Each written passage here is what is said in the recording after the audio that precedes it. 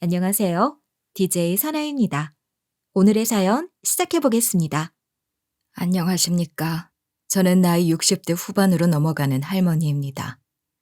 참, 인생사가 이렇게도 어려울 줄 몰랐습니다.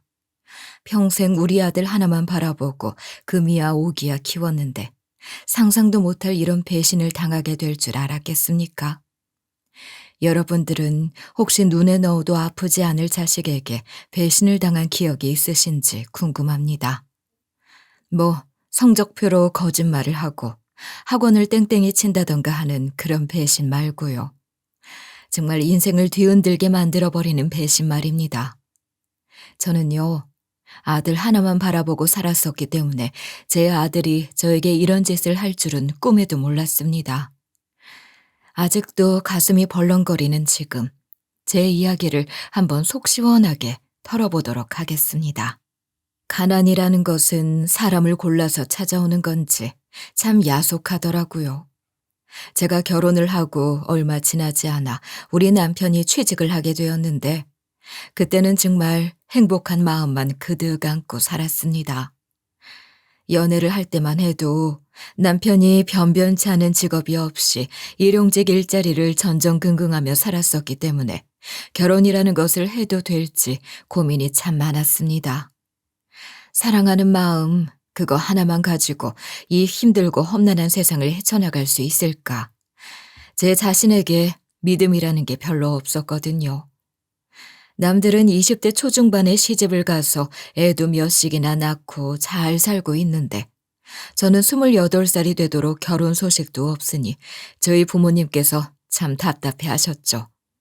특히나 저희 남편, 건강 빼고는 아무것도 가진 게 없는 인간이라 별로 마음에 들어하지도 않으셨습니다. 사람 넉살이 좋아서 저희 부모님께 워낙 잘하던 남편이어서 저희 부모님도 대놓고 반대는 못하고 속만 끙끙 앓으셨었죠. 그렇게 하루하루를 보내던 저희에게 떡하니 아이가 생기게 될 줄은 꿈에도 몰랐습니다. 몸이 쉽게 피곤하고 현기증이 나는 것 같고 조금 이상하다 싶었었는데 그게 바로 임신이더라고요. 월경이 3개월간 멈췄었는데 그걸 글쎄 몰랐지 뭡니까.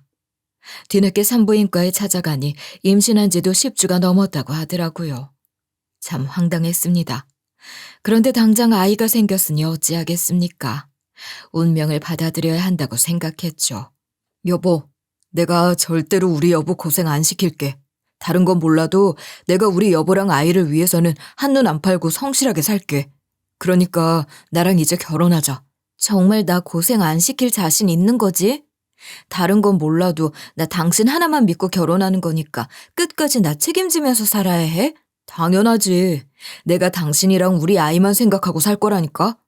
내가 죽어서 하늘나라에 가도 우리 가족은 꼭 돌봐줄 테니까 그런 줄 알아. 남편은 저에게 호언장담을 하며 결혼을 하자고 말을 했고 아이까지 생긴 마당에 사랑하는 마음까지 가득한 마당에 거절을 할 이유가 없다고 생각했기에 좋다고 했습니다.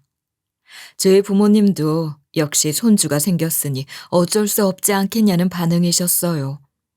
그런데 뱃속에 있던 저희 아들이 효심이 가득한 녀석인지 뭔지 태어나기도 전에 저희 남편을 떡하니 취직시켜준 것이었어요. 물론 일이 사무실에 앉아서 서류만 들여다보면 되는 그런 일은 아니었지만 말입니다. 남편은 공장에서 돌아가는 커다란 분쇄기를 관리하는 일을 했습니다. 식품을 가공하는 그런 공장이었는데 재료를 다져 넣어야 했기 때문에 엄청나게 큰 대용량 분쇄기를 가동시켜야 했기 때문이었죠. 식재료들이 끼어서 고장나는 경우가 있었기 때문에 관리를 하는 사람이 필수로 필요했다고 합니다. 2인이서 교대로 움직이는데 기계가 고장이 나는 경우는 한 달에 한 번 있을까 말까 했대요. 그래서 그냥 기계 옆에 서서 기계 돌아가는 것만 구경하고 있으면 되는 일이라고 했습니다. 나름 편한 일 아니냐 하겠지만 멍 때리고 있다가 월급을 받아가는 사람을 어느 사장님이 좋아하겠습니까? 다들 눈치껏 다른 라인에 가서 일을 돕기도 하고 또 주변을 청소하기도 하고 하면서 스스로 일거리를 찾아다녔다고 하더라고요. 공장 기계에 이물질이 끼어서 고장이 나면 2인 1조로 움직이는데 아무래도 기계가 크다 보니까 사람이 수리를 하고 있는지 모르고 기계를 가동시켜버리거나 하면 큰 사고로 이어지기 때문에 주변을 정리하는 사람과 함께 움직여야 한다고 했습니다. 일이 진짜 쉬워도 너무 쉽다니까. 거기다가 같이 일을 하는 사람들이랑 나랑 성격도 하나같이 잘 맞아서 어려울 게 하나도 없어. 그러니까 당신도 너무 걱정하지 마. 공장에서 그 무서운 기계를 다루는 일이니까 그러니까 걱정을 하는 거지 뭐. 당신이 조심만 하면 문제될 거 없는 거지? 그럼. 게다가 2인 1조로 움직이는 거니까 내가 사고를 당할 일도 절대 없다고. 걱정하지 마. 당신을 혼자 두는 일 절대로 없을 거야. 저는 만삭에 가까워진 몸으로 매일같이 남편의 출근길을 배웅했습니다. 남편은 퇴근하고 돌아오는 길에 꼭 간식거리를 사왔습니다. 제가 풀빵을 참 좋아했거든요. 남편은 본인은 안 먹어도 저는 꼭 먹이고 싶어 했어요. 뱃속에 있는 아이랑 나눠 먹으라면서 본인은 그 풀빵 한 개를 먹지 않았습니다. 저는 남편이 정말 좋았습니다. 투박한 사람이었지만 표현에 아낌이 없었고 늘 긍정적으로 세상을 바라보려고 했었거든요. 저는 남편을 만나고 나서 꽤 많이 바뀌었어요. 제가 세상을 아주 조금 부정적인 시선으로 바라보면 우리 남편은 웃으면서 늘 긍정적으로 생각할 수 있게 예쁜 말을 해주었기 때문이었습니다. 여보, 버스가 너무 천천히 가는 것 같지 않아? 이러다가 시어머니께서 기다리시겠어. 버스가 천천히 가면 우리 둘이 보낼 수 있는 시간이 더 늘어나는 건데 좋은 거 아니야? 바깥에 볼 풍경이 없는 것 같아 보이지만 그래도 저기 꿋꿋하게 화단에 피어있는 꽃이라도 보면서 천천히 생각해봐. 남편은 제가 퉁명스럽게 불만을 이야기해도 그 불만이 사실은 모두 여유롭게 생각하면 별거 아니라는 식으로 대꾸를 해주었습니다. 남편의 그런 마인드 덕분이었을까요? 저 또한 남편처럼 모든 것을 긍정적으로 생각하게 되었으니까요. 우리 남편은 저에게 귀감이 되어주는 사람이었고 또 저에게 꿈과 희망을 심어주는 사람이었습니다. 저는 남편과 사는 시간이 너무나도 행복했습니다. 시어머니께서는 연로하셨지만 저에게 참 잘해주셨고 시집살이 같은 것은 전혀 모르시는 분이셨습니다. 꽤 먼 곳에 사셨기 때문에 한번 뵈러 가기가 쉽지 않았지만 갈 때마다 저에게 뭐 하나 더 줄 건 없나 찾아보시는 분이셨기 때문에 친구들 사이에서 전 축복받은 아이였어요. 가난이라는 것이 저희를 힘들게 할지 몰라도 없는 그 한도 내에서 아끼면서 살다 보니까 또 어떻게든 사라지더라고요. 하지만 이런 행복한 시간도 오래 가지는 못했습니다. 저에게 절대로 일어나서는 안 될 일이 일어났기 때문이었습니다. 출산을 하고 6개월쯤 되었을 때였습니다. 모유가 잘 나오지 않아서 아이를 분유 먹여 키웠더니만 살도 토실토실하게 올라 아주 우량아가 되었습니다.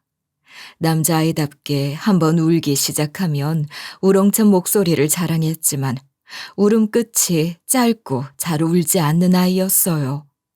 하루가 다르게 커가는 아이 덕분에 매일매일이 새롭고 신기했습니다. 저는 아들과 함께 집에서 보내는 시간이 제일로 행복했습니다. 분유를 꿀떡꿀떡 삼켜내는 아이를 보면서 사진관에서 산 일회용 카메라에 사진을 담아내곤 했었습니다. 저에게는 그 일회용 카메라가 사치품이었거든요. 시어머니와 저희 부모님께서 전화를 하실 때 빼고는 울릴 일이 없는 집 전화기가 요란스럽게 울렸고 무슨 일인가 싶어서 받았더니 처음 듣는 남자가 호들갑을 떨면서 저에게 충격적인 말을 전해왔습니다. 우리 남편이 지금 병원에 있다는 이야기였습니다. 그때는 뭐 전화로 사기를 치는 일이 없었으니 저는 벌벌 떨며 아이를 포대기에 업었고 그대로 연락을 받았던 병원으로 달려갔습니다. 응급실이라는 곳을 태어나서 처음 가봤네요. 거기서 남편을 찾는데 아무리 찾아봐도 우리 남편은 없는 겁니다. 저는 장난 전화에 속은 건가 싶어서 허탈했어요. 그런데 아무리 생각해도 이상했습니다. 우리 남편의 이름 석자를 대면서 당장 병원으로 와야 한다고 말을 했던 남자의 목소리가 심하게 떨리고 있었기 때문이었습니다. 저는 간호사를 붙잡고 물어봤습니다. 혹시 병원으로 오라는 연락은 받았는데 아무리 응급실을 뒤져봐도 우리 남편이 보이지가 않아서요. 수술을 하고 있다거나 그런 걸까 봐. 환자분 성함이 어떻게 되시는데요? 저희 병원은 맞으시죠? 네, 맞아요. 우리 남편 이름이 정만대인데. 정만대? 정만대. 혹시 공장 분쇄기 사고자분 찾으시는 건가요? 맞아요. 저희 남편이 공장에서 분쇄기 수리하는 일을 하는데, 혹시 우리 남편이 많이 다친 건가요? 수술 중이거나 그런 거예요? 보호자분, 너무 큰 충격을 받으시면 안 됩니다. 저희도 이런 사고는 정말 처음이라서. 저는 간호사의 표정만 봐도 어떤 결과가 있을지 그려지는 느낌이었습니다. 온몸이 부들부들 떨리기 시작했고 숨이 잘 쉬어지지 않았습니다. 저는 안내를 받은 곳에 갔지만 남편을 만날 수 없었습니다. 저희도 이런 일이 생길 줄은 꿈에도 몰랐습니다. 작업자가 분쇄기에 빨려 들어가는 사고가 일어나다뇨. 하필이면 고장이 그때 나서 2인 1조로 움직여야 하는데 같은 조 직원이 다른 라인에 일이 생겨서 그쪽 일을 돕느라 부재 중이었어요. 그래서 혼자서도 수리할 수 있다고 무리를 하다가 사람이 수리를 하고 있으면 분쇄기도 안 돌아가는 거 아니었나요? 작업한다고 당연히 멈춰뒀죠.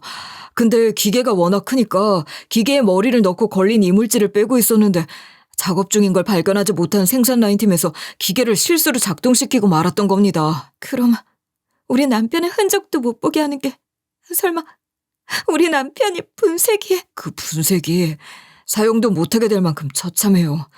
죄송합니다. 저희도 이런 일이 벌어지게 될 줄은 상상도 못했습니다. 너무 처참해서 오늘 공장에 있던 직원들 전부 근무를 못할 정도예요. 저는 등에 업은 아이는 생각도 하지 못하고 그 자리에 주저앉고 말았습니다. 설명을 듣는 내내 다리에 힘이 풀려서 뭘 할 수 있는 상태가 아니었거든요. 그저 저는 꺽꺽 소리를 내면서 울 수밖에 없었습니다. 남편은 저에게 먼저 하늘나라에 가더라도 저와 제 아이를 꼭 지켜주겠다고 약속을 한 사람이었어요. 그 약속을 잊어버릴 리 없는 사람이었지만 이렇게 일찍 그 시기가 찾아올 줄은 꿈에도 몰랐습니다. 등에 업은 우리 아들도 제가 오열을 하니 따라 울기 시작했습니다. 병원 복도가 저와 아들의 울음소리로 가득 차는데 그 누구도 다가오지 못하더라고요. 사람의 울음소리처럼 들리지 않았을 겁니다. 어떻게 저에게 이런 시련이 찾아올 수 있는 건지 미치도록 가슴이 아렸습니다. 제 의지와 상관없이 남편의 장례식장이 치러지게 되었고 하나둘 조문 행렬이 이어지게 되었습니다. 제 시어머니는 몇 번이나 기절을 하셨는지 모르겠습니다. 이건 꿈일 거라고, 절대로 우리 아들이 이런 처참한 꼴을 당했을 리 없다고 울고불고 하셨지만 일회용 카메라에 겨우 한 장 찍어두었던 일 때문에 피곤해서 눈밑이 시커먼 남편의 사진만이 장례식장을 채웠습니다. 이럴 줄 알았으면 일회용 카메라 필름을 아끼지 않을 걸 그랬다는 생각이 들더라고요. 우리 아들의 자는 모습은 그렇게 수도 없이 찍어놓고 왜 매일 저에게 괜찮다며 웃어주었던 남편의 얼굴은 찍을 생각을 한 번도 하지 않았던 것인지 제가 너무 바보같이 느껴졌습니다. 남편에게 너무너무 미안해서 아무런 말도 하지 못할 것 같았어요. 장례가 끝난 뒤 시어머니께서는 며칠간 저와 함께 있어 주었습니다. 남편의 흔적을 눈으로 쫓으시면서 저에게 위로를 주시려 애를 쓰셨죠. 시어머니께서도 아들을 잃으신 건데 시어머니는 제 걱정을 더 많이 하시더라고요. 전 정말 어머니께 감사했습니다. 만약 어머님이 아니었다면 이 집에서 느껴지는 남편의 빈자리가 더 컸을 것 같았거든요. 일주일이 넘는 시간 동안 제 옆에서 남편의 어린 시절 이야기도 해주시고 또 앞으로 하늘나라에서 꼭 지켜봐 줄 거라고 힘을 내라고 위로를 건네주셨죠. 입맛이 없어서 밥도 씹어 넘기지 못하던 저에게 제가 좋아하던 음식들을 매번 차려주셨고 먹다가 속이 뒤집어져서 화장실에 달려갈 때도 아무 말 없이 제 등을 토닥여 주신 게 저희 시어머니셨어요. 본인의 마음도 썩어 문드러졌을 텐데 말입니다. 제가 어려서 제 아픔이 너무 커서 시어머니를 차마 챙기지 못했던 게 참 속이 상합니다. 나도 이제 우리 집 가서 집 청소도 좀 하고 환기도 시키고 그렇게 살아야지. 얘야, 내가 마지막으로 하고 싶은 말이 있다. 어머님, 그냥 어머님 집 정리하고 저랑 같이 살까요? 어머님 가시면 저 정말 외로울 것 같아서요. 언제까지 혼자 애 키우며 살 수는 없지 않겠냐. 너도 재혼 자리 알아보도록 해라. 어머님, 그게 무슨 말씀이세요? 저 과부된 지 아직 2주도 안 지났어요. 근데 무슨 재혼을 하라고 하세요? 잔말 말고 이제 더는 나 찾아올 생각도 하지 말고 나 볼 생각도 하지 마. 네가 찾아와도 문 안 열어줄 거다. 애도 걸림돌이 될 것 같으면 나한테 주고 가라. 새 남자 찾아서 시집가. 아직 나이도 어리잖아. 싫어요. 어떻게 사별한 지 며칠 안 된 저한테 그런 말을 하실 수 있어요? 그러는 어머님도 시아버지 돌아가신 이후에 쭉 혼자 그이 키우면서 사셨잖아요. 내가 해보니까 얼마나 그게 힘들고 거지 같은 일인지 알아서 그래. 여자 혼자 몸으로 자식 새끼 먹여 키우면서 사는 게 어디 쉬운 일인 줄 알아? 세상에 널리고 깔린 게 나쁜 놈 천지야. 어머님이 그랬다고 해서 저도 똑같이 겪으라는 법 없어요. 싫어요. 전요, 저희 아들이랑 둘이서 잘 먹고 잘 살 거예요. 그이가 하늘나라에서 지켜준다고 했어요. 믿을 게 따로 있지 죽은 사람 말을 믿어? 그놈이 말이다. 너랑 우리 손주 지켜줄 거였으면 어떻게든 악착같이 살아났었어야지. 내 말이 틀려? 앞으로는 연락도 하지 말고 재혼할 생각만 하고 살아. 나라고 좋아서 하는 말이겠어? 다 너랑 우리 손주 위해서 하는 말이니까 그런 줄 알아라. 어머니, 어쩜 이렇게 모질게 말을 하세요? 저한테 이렇게 차갑게 굴지 마세요. 어머님도 그렇고 저도 그렇고 서로가 없으면 외로워서 어떻게 견뎌요? 우리 아이는요? 시끄럽다. 시끄러워. 이제 우린 두 번 다시 보지도 말고 연락도 하지 말자. 유일하게 남은 우리 아들 사진은 내가 들고 가마. 집에 영정사진이라도 걸어두어야 나중에 치매가 찾아와도 우리 아들 얼굴 하나는 안 까먹을 거 아니냐. 너도 괜히 죽은 사람 사진 보면서 그리워하지 말고 새 남자 찾아서 결혼해. 저는 그대로 주저앉았습니다. 아직 생후 7개월도 되지 않은 우리 아들은 눈만 껌뻑껌뻑 뜨고 있었어요. 그 뒤로 시어머니께서는 전화조차 받지 않으셨습니다. 어느 정도 화가 풀리셨겠지, 마음이 가라앉으셨겠지 싶어서 아들을 업고 시어머니네 집에 찾아갔지만 굳게 닫힌 문은 열리지 않았습니다. 어디 한번 시위라도 해보자 싶어서 시어머니 집 대문 앞에 쪼그리고 앉아서 몇 시간을 기다려도 봤지만 문은 열릴 생각을 하지 않더라고요. 사부인께서도 얼마나 마음이 아프시겠니. 난 그 마음 이해가 간다. 너무나도 귀한 며느리였고 너무나도 사랑하는 며느리였으니까 오히려 그런 식으로 내친 게 아니겠니. 너무너무 귀하고 사랑하는 며느리라면 평생 품어가시지. 어떻게 그 이밖에 없는 나한테 나가라고 하실 수가 있는 건지. 죽은 망령을 붙들고 살면 어떡하니. 산 사람은 살아야지. 그 마음을 가지고 계셨을 거다. 이제 그만 울어라. 아주 한강물이 몇 배로 불어나겠어. 난 어머님이 날 왜 버린 건지, 왜 그렇게 매몰차게 굴어야 했는지 스스로 이해를 해야 하는 거야? 다 잊어버리면 편안한 일이야. 저 봐라. 천사처럼 자고 있는 우리 손주를 봐서라도 어떻게든 꿋꿋하게 버텨야 하는 법인 게야. 알겠어? 저희 엄마도 저에게 버티라 하셨어요. 시어머니의 바람대로 제가 재혼을 했다면 인생이 조금은 달라졌을까요? 하지만 전 재혼을 하지 않았습니다. 주변에서는 제가 너무 아깝다면서 재혼 자리를 알아봐 주시기도 했지만 저는 늘 웃으면서 거절을 했습니다. 어떻게 보면 시어머니에 대한 반항이었을지도 모르겠고요. 또 한편으로는 시어머니께 보여드리고 싶은 마음도 있었습니다. 시어머니께서는 남편을 혼자 키우느라 누구보다 고생을 하셨다고. 그 고생을 알기에 저에게 재혼을 하라고 하신 거라 했잖아요. 그래서 일부러 재혼을 하지 않고도 힘들지 않게 잘 먹고 잘 살 수 있다는 것을 보여드리고 싶었어요. 전요, 시장에서 나무를 팔며 돈을 벌었습니다. 사실 그 나물 파는 장사일이 쉬운 것도 아니었고 돈이 잘 되는 것도 아니긴 했습니다. 그래도 할 수 있는 일이 없었습니다. 평생을 가족들 품에 기대어 살던 제가 뭐라도 해야겠다고 마음을 먹었을 때 제일 만만하게 시작할 수 있는 일이 이것뿐이었으니까요. 시장 귀퉁이에 쪼그리고 앉아서 새벽부터 농수산물 시장에서 가지고 온 나무를 소분해서 판다는 게 무척이나 고된 일이었습니다. 한여름에는 내리쬐는 빛을 고스란히 맞으며 땀을 뻘뻘 흘려야 했고, 한겨울에는 꽁꽁 얼어붙은 손으로 나무를 담다가 손끝이 깨지는 것 같은 아픔을 느끼기도 했으니까요. 그래도 자리를 잡고 나니까 어느 정도 단골도 생기고 할만하더라고요. 몇 년이 지나고 그 거리가 전통시장 거리가 되면서 저도 점포를 하나 얻을 수 있었습니다. 시장에서 장사를 하면서 내 터를 가지게 된 것이 무척이나 뿌듯했습니다. 우리 아들이 초등학교에 입학하고 중학교, 고등학생이 될 때까지 저는 그 자리에서 나무를 팔았습니다.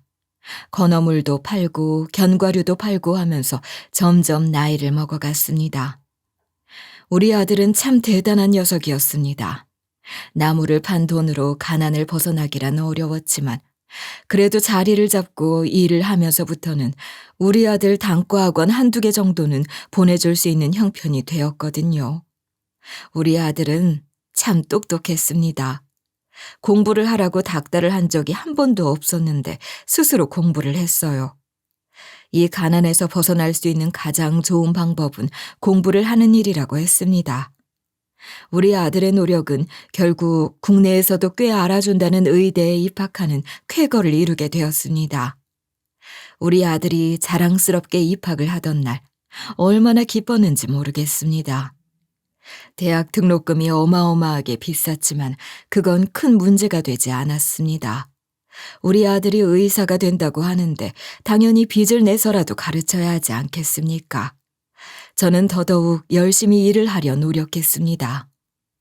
우리 아들은 나무를 파는 저를 조금은 부끄러워하는 것 같았습니다. 하루는 친구들이랑 술이라도 한 잔 걸친 건지 얼큰하게 취한 상태로 집에 와서는 신세 한탄을 늘어놓더라고요. 남들은 부잣집에서 태어나 지원 빵빵하게 받으면서 공부를 한 티가 나는데 본인에게서는 그런 티가 나지 않는다고요.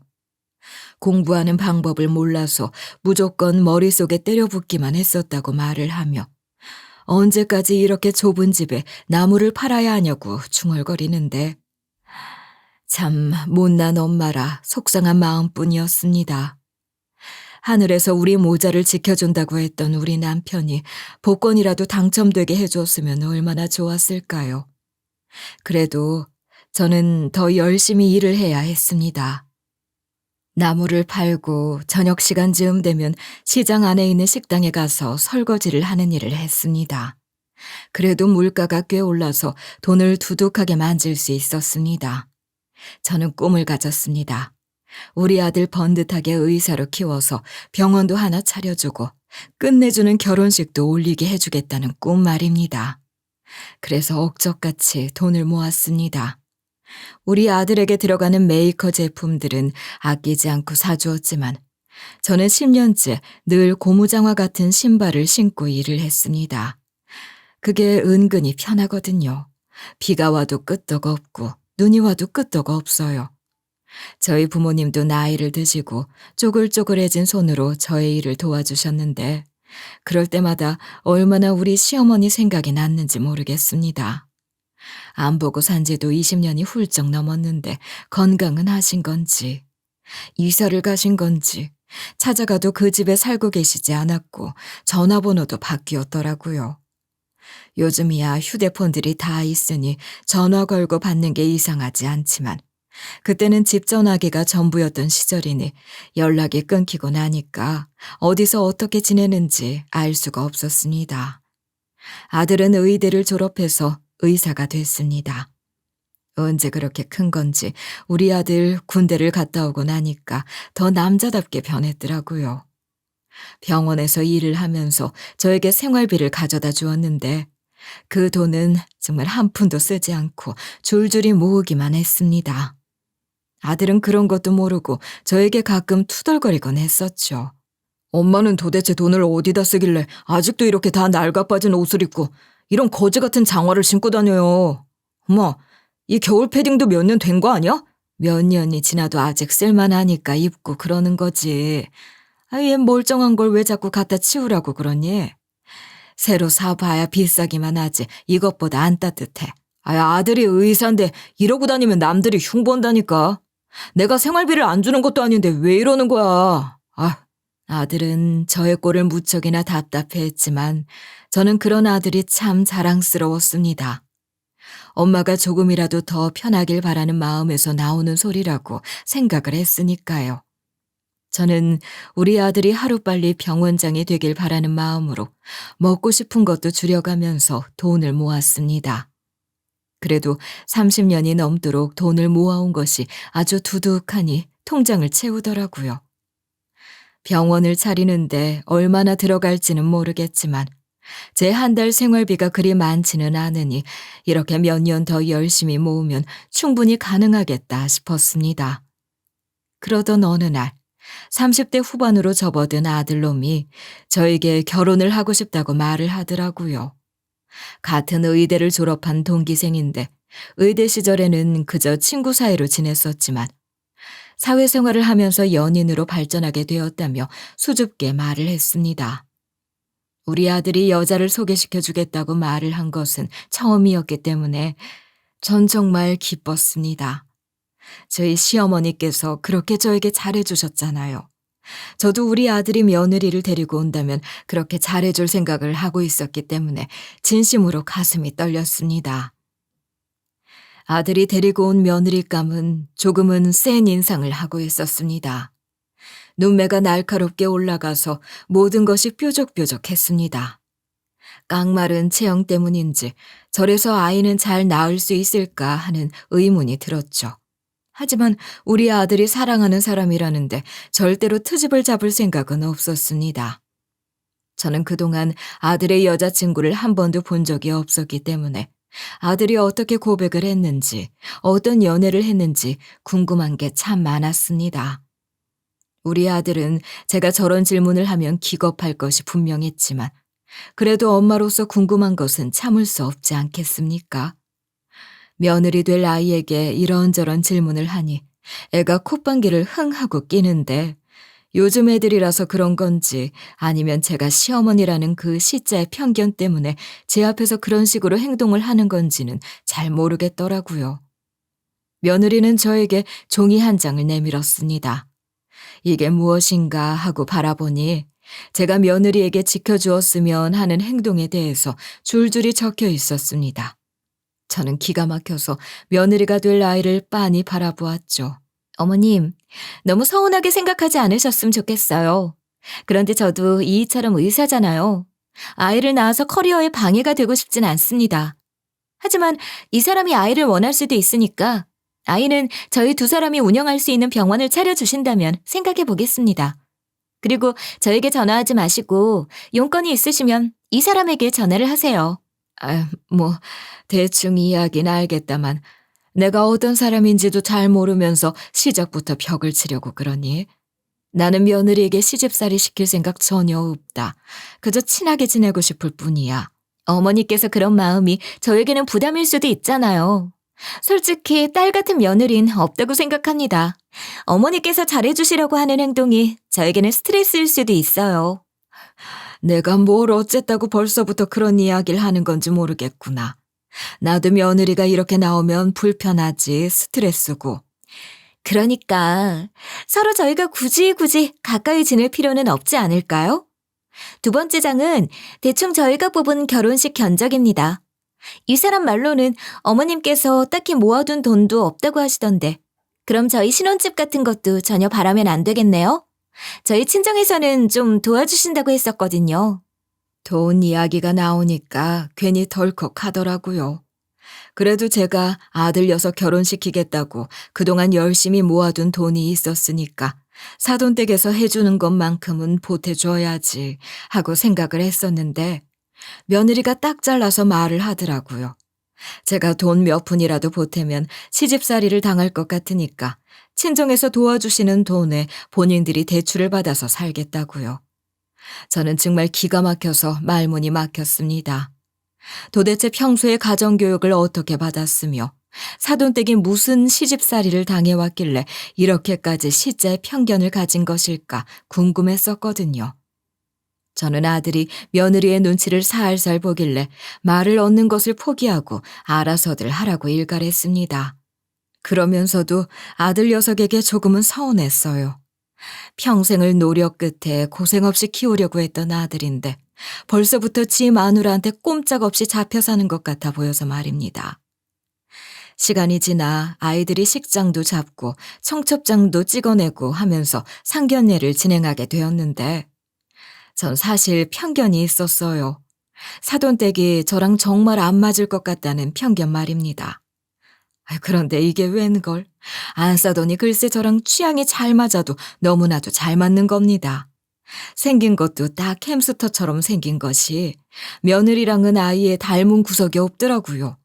저랑 대화도 잘 통하고 서로 웃음 코드도 잘 맞는 건지 상견례 내내 화목한 분위기가 이어지게 되었고 안사도는 저에게 휴대폰 번호도 물어보더라고요.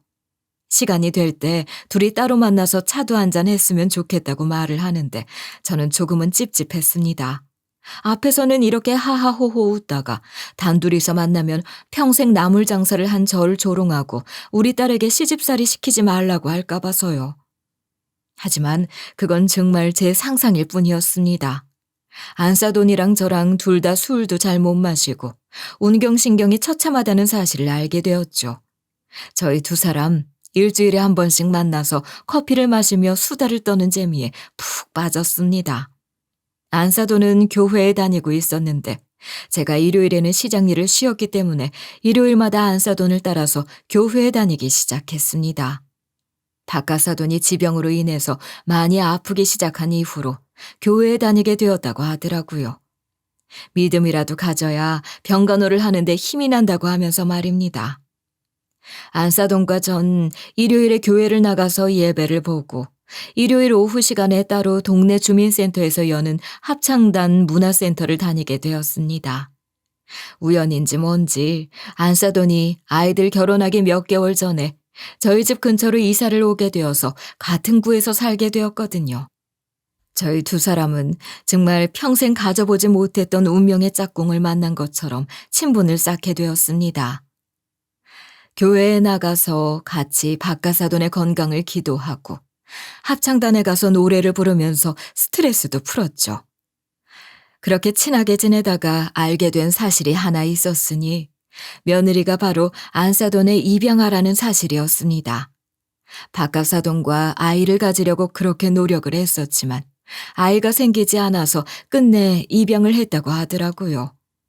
집안의 대를 끄는 것도 모자라서 쓸모없는 딸년을 입양했다고 시집살이가 어마어마했었고 그 모진 상황들을 견뎌내고 며느라가를 의사로 만들었다면서 자랑스럽게 이야기를 하는데 제가 참 눈물이 그렁그렁 맺히더라니까요. 안사돈과 제가 친하게 지낼수록 아들과 며느리는 별로 좋아하는 것 같아 보이진 않았지만 저희 두 사람에겐 별로 중요한 부분은 아니었습니다. 나이 먹고 만난 친구야말로 진정한 친구라고 생각을 했으니까요. 그렇게 애들 부부가 결혼한 지 몇 개월 지나지 않아서 박가사돈이 오랜 시간 앓고 있던 지병이 악화되어서 세상을 떠나게 되었습니다.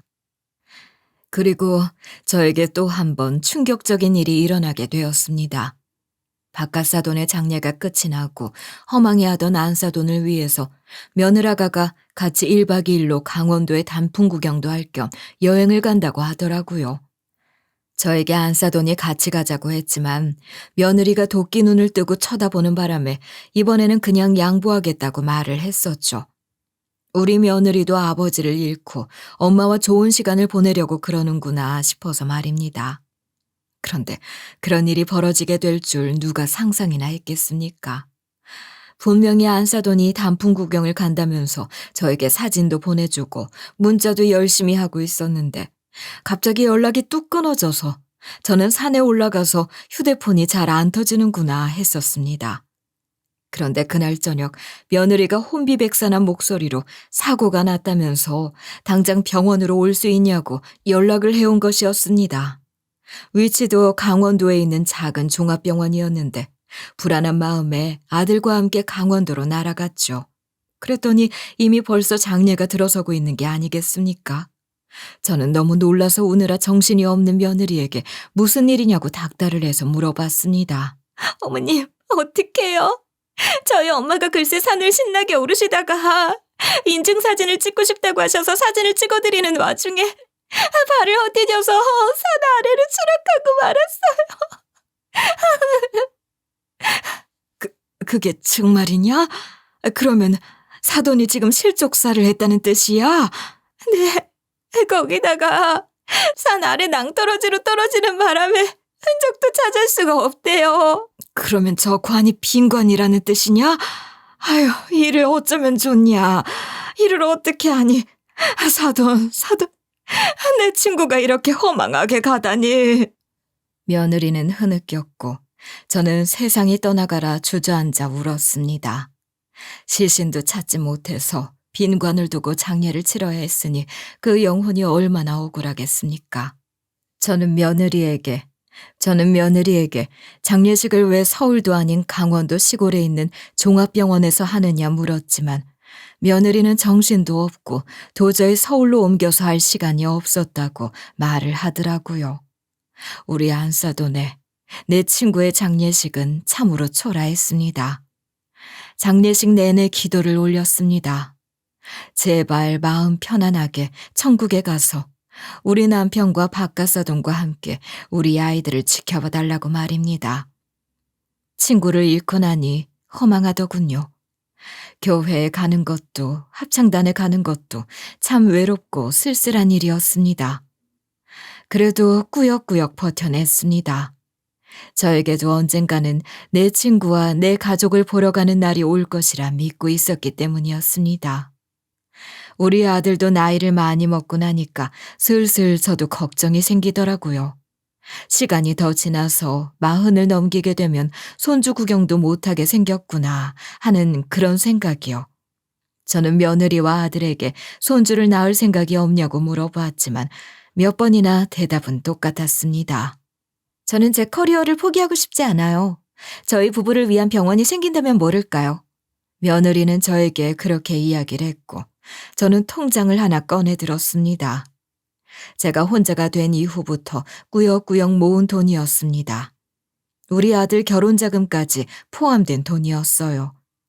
결혼할 때 시집살이 운운하며 저에게 돈을 받아가지 않았던 아이들이었기 때문에 지금이라도 이 돈을 주어서 병원을 차리게 해주는 것이 좋겠다 싶었습니다.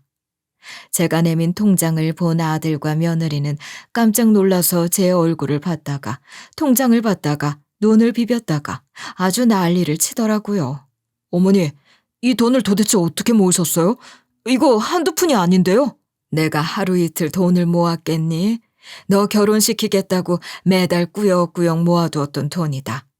우리 의사 아들 장가는 거창하게 보내야겠다 싶어서. 그런데 니들이 내 도움 안 받고 결혼하겠다며 콱 그냥 다 써버릴까 하다가 손주도 보고 싶고 병원 차려달라고 그렇게 말을 하는데 내 어찌 모른 척을 하겠니? 어머님, 이렇게 저희를 생각해 주시는 줄도 모르고 정말 감사해요. 그러면 이 돈 다 쓰시면 어머님 노후는 내 노후가 너희들이지 않겠니? 우리 아들 낳고 나서 30년을 넘게 꼬박꼬박 내 세월을 담아 모은 돈을 홀라당 다 주었는데 너희가 내 노후를 책임져 줘야지. 어머니, 걱정 마세요. 이렇게 큰 은혜를 입었는데 그거야말로 두말하면 입 아픈 소리죠. 제가 정말 잘할게요. 그동안 어머님께서 저에게 시집살이를 시키신 것도 아니었는데 제가 너무 무심했죠. 죄송해요. 이제 와서 내가 갑질하자는 건 아니고 그렇다고 돈 쥐어주고 시집살이 시킬 생각도 없다. 안사돈이 벌써 하늘에 간 지도 2년이나 지났구나. 내 친구를 잃어 상심도 컸는데 너희가 손주 하나 떡하니 낳아주면 더할 나위 없지 않겠니? 더 늦기 전에 출산도 하고 육아도 해야 힘이 나는 법이야. 아들과 며느리는 고개를 끄덕이면서 시험관 시술도 해보고 노력을 하겠다고 말을 하더라고요. 저에게 그렇게 소원하던 병원을 개원할 수 있게 되었다면서 기쁨의 눈물까지 흘리는데 제가 피를 흘려가며 모아둔 전 재산을 아들 부부에게 주는 것이 전혀 아깝지 않았습니다. 평생 모은 돈을 우리 의사 자식들에게 쓰는 것이 뭔들 아깝겠습니까? 그저 앞으로 오해가 있었다면 다 풀고 정말 가족으로서 하나 된 마음으로 살았으면 하는 게 저의 소소한 바람이었습니다. 그래야 모두들 하늘에서 절 응원해주지 않을까 싶었어요. 아들 부부는 제 전 재산을 들고 병원을 차리기 시작했습니다. 병원 자리도 기깔난 곳에 알아보고 의료 장비도 최신식으로 들여둔다고 하더라고요. 저는 아들 부부가 신이 나서 병원 개원 준비하는 것을 흐뭇하게 바라보았습니다. 나이 70을 바라보는 와중에 여전히 시장에 나가서 일을 한다는 것이 힘이 붙였지만 이 생활도 곧 끝나겠구나 싶었습니다. 이곳저곳에서 들은 말로는 병원 개원을 하면 한 달에 몇 천만 원도 번다던데 제 생활비 끽해봐야 200만 원도 못 주겠나 싶었습니다. 저도 의사 아들 덕 좀 보자고 생각했지요. 주변 상인들도 저에게 늘 아들과 며느리가 의사식이나 되는데 왜 이렇게 고생을 하면서 돈을 아껴 모으냐고 물어보았을 때 마땅히 대답할 것이 없었는데 이제는 당당하게 아들 부부에게 용돈 받아서 생활한다고 할 수 있지 않겠습니까? 그렇게 아들네가 병원 개업 준비를 빠르게 마치고 개원식을 앞둔 어느 날이었습니다. 병원에 이것저것 물건을 드린다고 병원 청소를 해야 한다고 하길래 가게 문도 닫고 청소를 도와주려고 몰래 찾아갔습니다. 한간에서 병원에 비리며 문제가 많다고 떠들 때라 아들 병원에도 영향이 가지 않을까 걱정이 많았었는데 아들 부분에는 그런 병원과는 차원이 다른 병원을 열 것이라며 포부에 가득 차 있더라고요. 병원 청소를 해주러 몰래 병원 앞에 도착을 했는데 아들과 며느리도 도착을 한 건지 건물 입구 앞에서 문을 열고 있더라고요. 놀래켜줄까 싶어서 기둥 뒤에 숨어서 아들 부부를 보고 있는데 둘의 대화가 들리는데 심상치가 않더라고요. 그래서 지금 그 정신병원에 문제가 생기는 바람에 뭐가 어떻게 됐다는 거야? 모르겠어. 그나저나 어머님은 어떻게 할 건데? 뭘 어떻게 해. 똑같이 해야지. 이제 단물 빠진 노인네는 필요 없잖아. 그때처럼 똑같이 고려장 하면 되는 거야. 어디 지방에 있는 시골 야산에 몰래 갖다 버려도 되고 아니면 영영 찾을 수 없는 섬으로 보내버려도 되고 그럼 이제 손주 나오라고 잔소리하는 사람도 없고 얼마나 좋아? 저는 식은땀이 줄줄 흐르는 줄 알았습니다. 아들 부부네가 먼저 병원으로 올라가는데 차마 그 자리에 올라갈 수가 없었습니다. 두 다리가 굳은 것 같은 기분이었어요.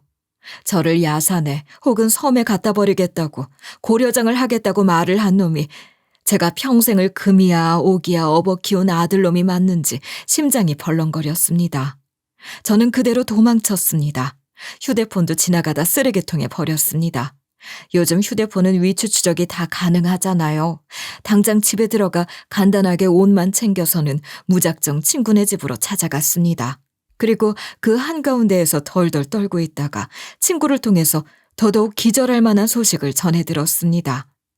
친구가 덜덜 떨며 저에게 본인 휴대폰을 내밀어 전화를 받고 주는데 글쎄 2년 전에 세상을 떠난 안사돈이지 않겠습니까? 이 모든 것이 어떻게 돌아가는 건지 머리가 팽팽 돌 지경이었습니다. 저와 친구는 일단 친구 아들의 도움을 받아서 안사돈이 말해준 동네를 찾아갔습니다. 그곳은 대천에 있는 경찰서였습니다. 저는 분명히 2년 전에 실족사로 장례까지 치른 안사돈이 어떻게 살아있는 건지 의문이 들었지만 실물을 봐야지만 뭐든 해명이 될 것 같았습니다. 귀신에게 홀린 걸 수도 있다는 생각이 들었거든요. 여러분은 이런 기이한 경험을 하신 적이 없으시니 제 말이 두서없이 들릴지도 모르겠지만 정말 상상조차 하지 못할 일이었습니다. 어떻게 장례까지 치르고 사망신고까지 해버린 우리 안사돈이 살아있을 수가 있단 말입니까? 2년이라는 시간 동안 연락 한 통 없다가 뜬금없이 연락을 해와서는 본인이 살아있다고 말을 하는데 이게 정말 안사돈 목소리가 맞는지 아닌지도 헷갈릴 지경이었습니다. 2시간을 넘게 차로 달려서 겨우겨우 도착한 대천에 있는 한 경찰서에 가니 바싹 말라 비틀어진 안사돈이 모포를 덮고 덜덜 떨고 있는 게 아니겠습니까? 저는 그 자리에서 다리에 힘이 풀려 주저앉고 말았습니다. 아니, 사돈, 정말 살아있었어? 어떻게 살아있을 수가 있어? 아니, 장례를 치렀는데 산에서 사진 찍다가 굴러 떨어졌다고. 어떻게 이런. 아이고, 내가 믿을 놈을 믿었어야지. 나 그동안 갇혀 있었어. 이 동네에 있는 정신병원에 갇혀서 꼼짝도 못하고 있었다고. 정신병원에 갇혀 있었다고? 그러면 도대체 어떻게 탈출을 했다는 거야? 도대체 어떻게? 탈출할 수 있었으면 일찌감치해서 나한테 연락이라도 하지.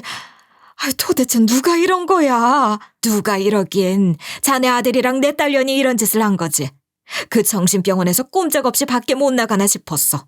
그런데 병원 내부에서 싸움이 나면서 경찰이 오고 이래저래 비리 수사가 들어가면서 나같이 멀쩡한데 재산 때문에 보험금 때문에 사망신고를 하고 가둬둔 노인네가 줄줄이 쏟아진다는 사실이 밝혀진 거야. 저는 정말 까무러치는 줄 알았습니다.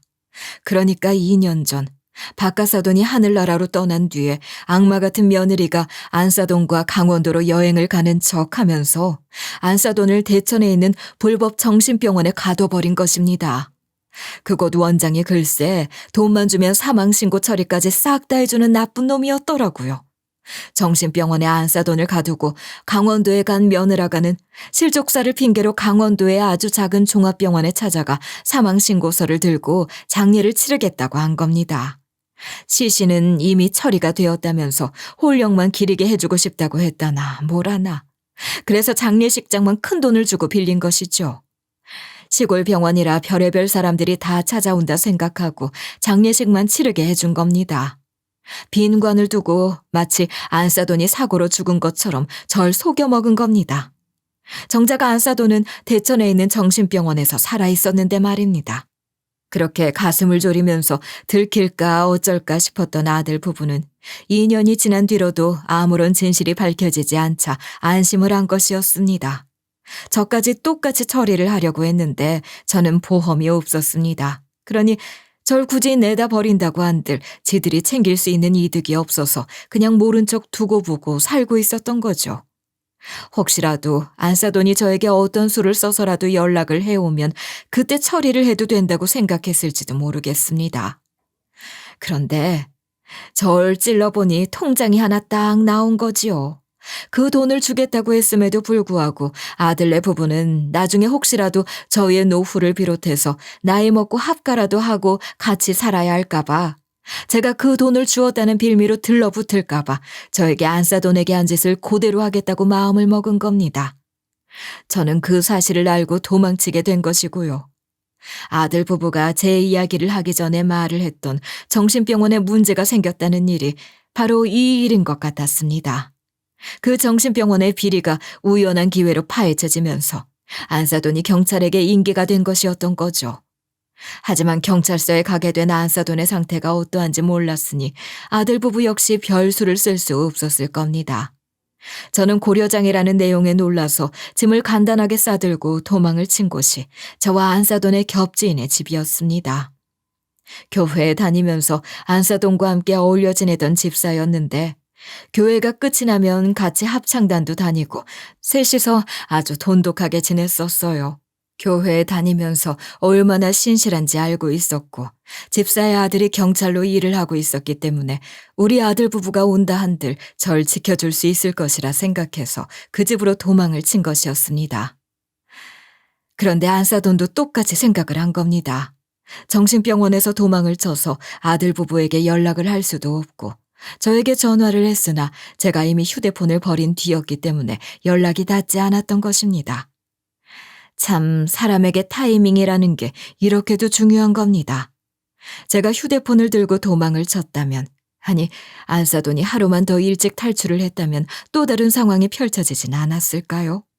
아무튼 안사돈은 기억을 되살렸지만 아들 부부와 제 휴대폰 번호 말고는 아무것도 기억이 나지 않았던 겁니다. 그러다가 교회 집사의 아들이 경찰서에서 일을 한다는 것이 생각이 난 것이었겠죠. 경찰서에 왔으니 어느 서에서 일을 하고 있는 형사 하나를 찾아달라고 부탁을 한 것입니다. 일단 아무것도 기억을 못하는 노인네니 집사 아들이 일하는 경찰서에 연락을 했고 다행히 집사 아들이 안사돈을 기억해내고 당장에 지 엄마에게 연락을 했던 거죠. 제가 이미 짐을 싸서 집사네 집으로 왔을 때 말입니다. 제 이야기를 듣고 반신반의하면서 형님 괜찮으세요? 하고 묻던 집사가 아들의 연락을 받고서는 믿을 수 없다는 듯 사색이 되고 말았던 것입니다. 저와 통화를 해보는 것이 좋겠다고 느낀 것인지 저에게 바꾸어 주었고 그렇게 저희는 대천에서 만나 모든 사정을 털어놓을 수 있게 되었습니다. 아이고 천하의 쌍것들. 어떻게 돈 때문에 지들 부모를 갖다 버려? 아이고 형님들 그동안 이 마음 어찌 품고 살았소. 정말 고생했어요. 천하에 빌어먹을 것들은 천벌 받을 겁니다. 일단 조서부터 작성을 해야 할 것 같은데 병원부터 다녀오시겠어요? 내 병원이라 하면 아주 지긋지긋합니다. 내가 그 나쁜 것들 전부 속속들이 처벌받을 수 있도록 할 말 다 하겠어요. 어디부터 시작할까요? 안사돈은 저의 손을 꼭 잡았습니다. 처음에는 제 몸이 다 떨릴 정도로 발발 떨고 있었는데 옆에 저도 있고 또 집사와 경찰인 집사 아들까지 있어서 그런 건지 점점 몸의 떨림이 줄어들더라고요. 모포까지 벗어던지고서 열정을 다해 나쁜 자식들에 대한 이야기를 하는데 얼마나 분노가 솟구치던지. 제가 차마 아직 법정에서 다루고 있는 문제라 상세하게 말은 하지 못하지만 눈물이 줄줄 흐르더이다. 2년이라는 시간 동안 꼼짝없이 감옥 같은 곳에 갇혀서 외롭고 쓸쓸하게 울부짖었을 우리 안사돈을 생각하면 가슴이 답답하고 정말 신이라는 게 존재하는 것인지 부정까지 하게 되더라니까요. 하지만 신이 있었기 때문에 안사돈이 그 지옥 같은 곳을 탈출해서 다시 저를 만날 수 있었던 게 아닐까 싶습니다. 정말 하늘에 감사한 일이었습니다. 경찰 측에서는 신변보호 처리까지 해주겠다고 했습니다. 문제는 저희가 오갈 곳이 없었다는 것입니다. 집으로 돌아가자니 아들네 부부가 언제 쳐들어올지 모르는 것이었고요. 결국 집사가 저희에게 방을 하나 내어주겠다고 해서 몰래 숨어 들어갔죠. 경찰이 조사를 하고 이 문제가 법정에서 다루어질 때까지 저희는 꼼짝없이 집사의 집에서 객식고 살림을 했습니다. 안사돈과 좁은 방에서 같이 엉겨붙어 자는데 참 웃음이 나더라고요. 안사돈도 제가 옆에 있어서 나름의 든든함을 느낀 건지 점점 안정이 되어가고 있었습니다.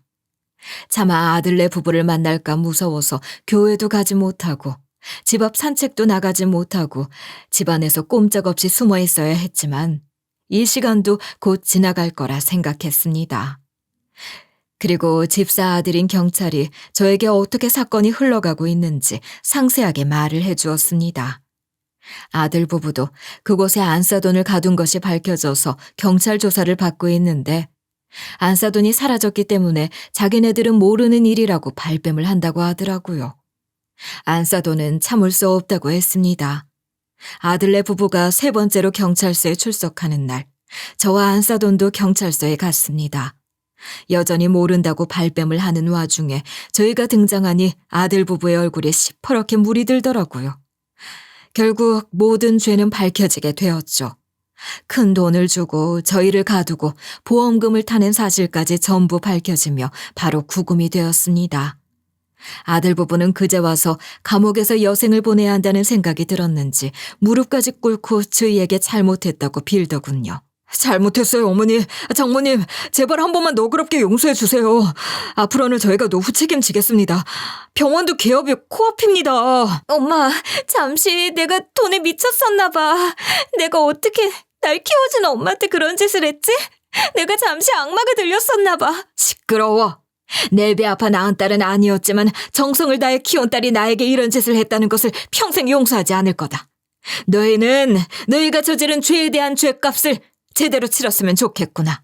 장모님, 제발 한 번만 봐주세요. 이 사람이 절 꼬드겼습니다. 병원을 차리고도 남을 보험금이 굴러들어올 거라고. 뭐야? 여보, 지금 날 팔아치우겠다는 거야? 보험금 이야기는 당신이 먼저 꺼냈잖아. 시어머니도 똑같이 하려다가 보험금 안 나온다고 내다 버리자고 한 게 누군데? 어떻게 사람의 탈을 쓰고 그런 무서운 짓을 할 수가 있어? 너희들은 평생 감옥에서 썩어봐야 해. 주님께 용서를 받아서도 안 돼. 저와 안사도는 아들 부부를 강력하게 처벌해달라며 서면을 여러 번 보냈습니다. 경찰에게도 검찰에게도 말입니다. 정신병원 원장은 아직 소송 중에 있지만 아들 부부는 계획적인 범죄를 저질렀고 보험금을 타냈으며 장례까지 치르는 확실한 처리를 했다는 것이 인정되어 옥살이를 시작하게 되었습니다. 부부가 나란히 범죄자가 되었으니 얼마나 기가 막힌 일입니까? 의사 부부가 되어서 열심히 본인들의 능력으로 돈을 벌 생각을 해야지. 큰 거 한 방 노리다가 결국 인생을 종치게 되었죠. 아무리 멍청하다고 해도 어떻게 그런 짓을 저지를 수 있겠습니까? 가족까지 팔아먹으면서 그 큰 돈이 필요했던 이유가 궁금하더라고요. 나중에서야 알았지만 아들 부부가 그동안 뒤에서 해먹은 돈도 장난 아니었더라고요. 두 사람 모두 사치에 눈이 멀어서 그랬던 것이었습니다. 집도 그렇고 차도 그렇고 저희에게는 말하지 않고 사모은 사치품들이 어마어마하더라고요. 제가 명품에 대해서 잘 몰라서 넘어갔지만 아들 부부가 절 만날 때 입고 온 옷, 가방, 스카프 따위들이 전부 몇백, 몇천만 원씩 하는 고가품이었다는 것도 나중에 알았습니다. 아들 부부는 의사라는 명함을 더 빛내기 위해서 그런 사치를 즐기다가 빚까지 내게 되었고 빚이 눈덩이처럼 불자 큰 돈이 필요했던 것입니다. 그 와중에 개원까지 하겠다고 그 난리를 쳤다는 게 대단한 것 같더라고요. 며느리야 안사돈 배로 낳은 자식이 아니라고 하니 그렇다 치지만 제 배 아파 낳은 우리 아들이 그런 짓을 했다는 게 참 기가 막히더라고요. 남편이나 저나 그런 성격을 가진 사람이 아니었는데 말입니다. 부족한 것 없이 키웠다고 생각했지만 아들에게는 너무나도 부족한 인생이었나 봅니다. 차분해지니 별 생각이 꼬리에 꼬리를 물고 둥둥 떠오르더라고요. 그래도 여기에 제 잘못은 없지 않겠습니까? 아들 부부가 그렇게 감옥에 가고 난 뒤 병원을 처분하고 생긴 돈은 다시 저에게로 돌아왔습니다. 저는 평생 살았던 집도 팔아치우고 안사돈과 함께 지방으로 내려오게 되었습니다. 아들 부부가 찾지 못하는 곳으로 말입니다. 안사돈은 여전히 밖을 두려워하지만 그래도 저와 함께 교회에 출석을 하면서 마음의 안정을 찾기 위해 노력 중입니다. 여전히 자다가도 벌떡 깨서 흐느끼는 소리를 내는 안사돈이지만 그 횟수가 점점 줄어가고 있습니다. 우리에게 남은 여생이 얼마나 있을지 모르겠지만 정말 친한 친구 사이로서 평생을 서로에게 위로를 주는 사이로 남아 행복하게 지내다가 각자의 남편 곁으로 가고 싶습니다. 그날이 올 때까지 저희 두 사람 몸도 마음도 건강할 수 있도록 여러분께서 함께 기도해 주세요. 감사합니다.